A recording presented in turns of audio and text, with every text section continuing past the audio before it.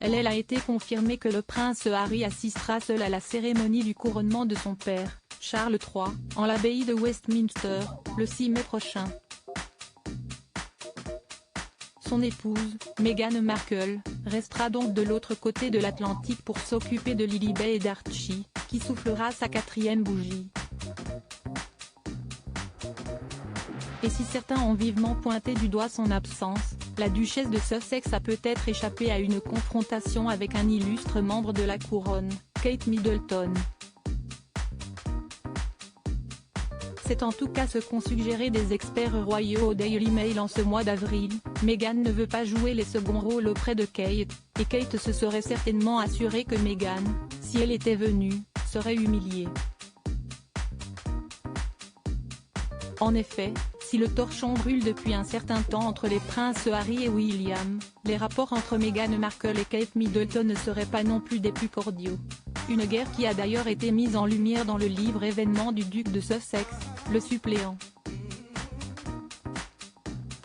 Dans son ouvrage, le cadet de Lady Diana avait ainsi fait état de plusieurs accrochages entre son épouse et sa belle-sœur, à l'image d'une discussion houleuse qu'elles auraient eue concernant la grossesse de Kate Middleton. Il y a eu une discussion sur le timing de la cérémonie de répétition de mariage et sur les robes des demoiselles d'honneur, et Kate était très contrariée.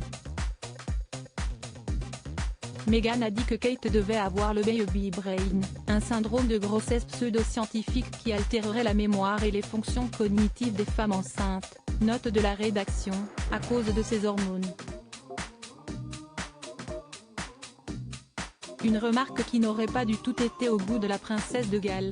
Supérieure à Kate Middleton versus Meghan Markle, ses apparitions publiques marquées par des tensions Meghan Markle hantée par le souvenir des obsèques d'Elisabeth II. Si certains ont prêté l'absence de Meghan Markle au couronnement de Charles III à la peur d'une confrontation avec Kate Middleton, d'autres ont indiqué que ce faux bond aurait davantage un rapport avec un traumatisme vécu par la duchesse de Sussex. En effet, en septembre dernier, à l'occasion des funérailles d'Elisabeth II, elle avait été attaquée de toutes parts par les tabloïds, une presse qu'elle avait tenté de fuir en quittant le territoire anglais. Et il est certain que sa présence au couronnement de Charles III aurait fait couler autant d'encre, si ce n'est plus.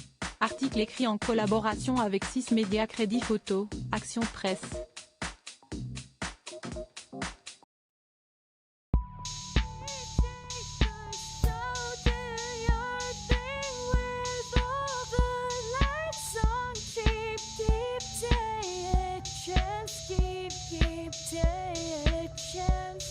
You can